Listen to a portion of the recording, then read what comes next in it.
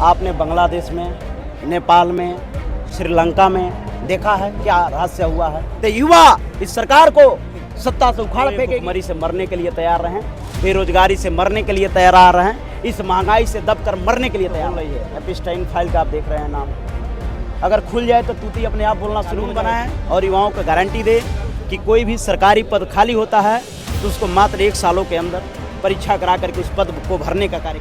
20 तारीख को कूच किया जाएगा शांतिपूर्ण तरीके से, तो सरकार के ऊपर कोई प्रभाव पड़ेगा? बातचीत करेगी सरकार? देखिए, प्रभाव पड़ता है तो ठीक है, नहीं प्रभाव पड़ता है। आपने बांग्लादेश में, नेपाल में, श्रीलंका में देखा है क्या रहस्य हुआ है। पर गलत है ना, वो तो कहाँ से गलत है भाई?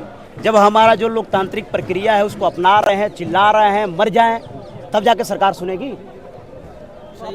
हमने क्या गलत कर रहा है? अनैतिक तरीके से आज 20 दिनों से लोग चिल्ला रहे हैं। 5 मिनट की दूरी है, 5 मिनट में यहाँ प्रधानमंत्री, गृह मंत्री सब आ सकते हैं, सारा मंत्रालय आ सकता है, लेकिन उसके बावजूद भी नहीं आ रहा है। इसका अर्थ ये है कि सरकार नहीं चाहती है कि हमारे युवाओं के साथ न्याय हो, उनके लिए कोई सिस्टम बने। जो इनके पास राजनीतिक संरक्षण प्राप्त है उनके बेटे बेटी डायरेक्ट इंजीनियर बने, डायरेक्ट IAS बने, डायरेक्ट PCS बने, कॉलेजियम सिस्टम से सचिव महासचिव बने, न्यायाधीश बने, और ये गरीब जनता जाति और धर्म के आधार पर बटे रहे, पार्टी के आधार पर बटे रहे और बेरोजगारी से, भुखमरी से मरती रहे। सरकार यही चाहती है। महाराज जी, सोनम वांगचुक बड़ा नाम है, वैज्ञानिक भी हैं, शिक्षा के क्षेत्र में उन्होंने काम किया है, उनको भी सरकार दरकिनार और इग्नोर कर रही है। कोई मलाल है उनको लेकर के? आप सोनम वांगचुक जैसे तमाम हस्तियों को आपने देखा होगा मरते हुए, लेकिन सरकार को इससे फर्क नहीं पड़ने वाला है। सोनम वांगचुक जी कल मर जाते हैं, कोई फर्क नहीं पड़ता है, लेकिन ये युवा, ये देश के लोग देख रहे हैं कि आज एक सोनम वांगचुक नहीं सोए हैं, बल्कि पूरे भारत की प्रतिभा सोई हुई है।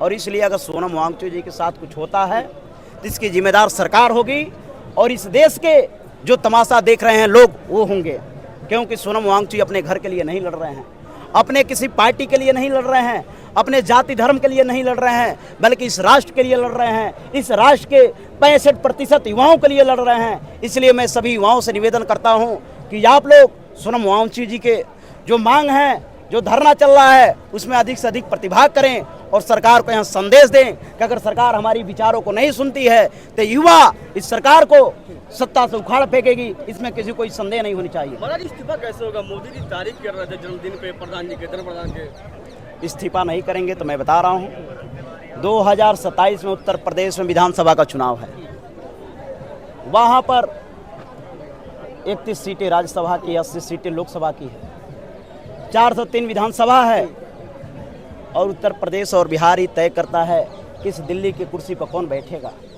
इसका परिणाम भुगतना पड़ेगा 27 में, 29 में, और सत्ता से आपको उखाड़ फेंकेगी यही जनता, अगर सरकार हमारी युवाओं की बात नहीं सुनती है, ये आम लोगों की बात नहीं सुनती है। तो भाजपा तो कह रही 50 साल तक हम कहीं नहीं जाने वाले, यहीं रहेंगे। देखिए, इस लोकतंत्र की जो वास्तविक ताकत है ये हमारे आम जनता में है, तो कोई भविष्यवाणी नहीं कर सकता है कि मैं कब तक रहूँगा, ये जनता तय करेगी कौन कब तक रहेगा।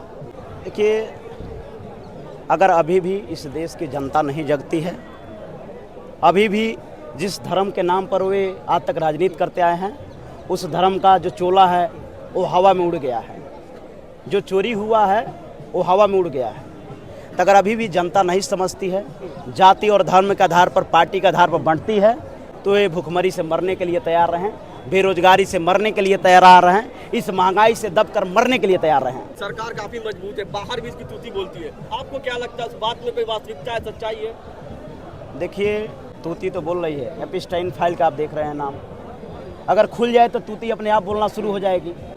आज यही कारण है हम राष्ट्रवादी दिखा रहे हैं, हमारे देश के जहाज़ें मारी गई, हमारे नाविक मारे गए, हमारी स्थिति ये है, हम तेल खरीदेंगे कि नहीं खरीदेंगे, हमारा ईरान के साथ समझौता होगा कि नहीं होगा, हम अमेरिका से पूछेंगे, तो यही तूती बढ़ जा रही है।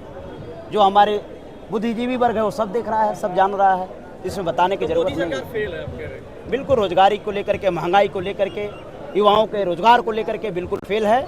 मैं इसकी निंदा करता हूँ, मैं इसकी आलोचना करता हूँ। ठीक है सर, तो क्या अपील करना चाहेंगे मोदी जी से? देखिए, मोदी जी से मैं यही निवेदन करूँगा कि आज जिस तरीके से देश से युवा आ रहे हैं, उनके लिए आप एक ऐसे कानून बनाने का कार्य करें जिसमें यह प्रावधान हो कि जिस तरीके से हमारे सांसदों विधायकों की कोई पद खाली होता है या कोई कार्यकाल खत्म होता है तो मात्र 6 महीने के अंदर उसका चुनाव करा करके, उपचुनाव करा करके उसको भरने का काम करते हैं। तो ठीक उसी प्रकार से एक कानून बनाएं और युवाओं को गारंटी दे कि कोई भी सरकारी पद खाली होता है तो उसको मात्र 1 सालों के अंदर परीक्षा करा करके उस पद को भरने का कार्य किया जाएगा। साथ ही साथ उस अध्यादेश में भी प्रावधान हो कि कोई भी व्यक्ति, कोई भी शिक्षा माफिया उस परीक्षा में पेपर लीक जैसे मामले को लेकर के दुस्साहस करता है तो उसके खिलाफ फांसी की प्रावधान हो, ताकि इस तरीके से गलती की पुनरावृत्ति करने के लिए उसको सैकड़ों बार सोचना पड़े। मैं यही सरकार से निवेदन करता हूं, मांग करता हूं।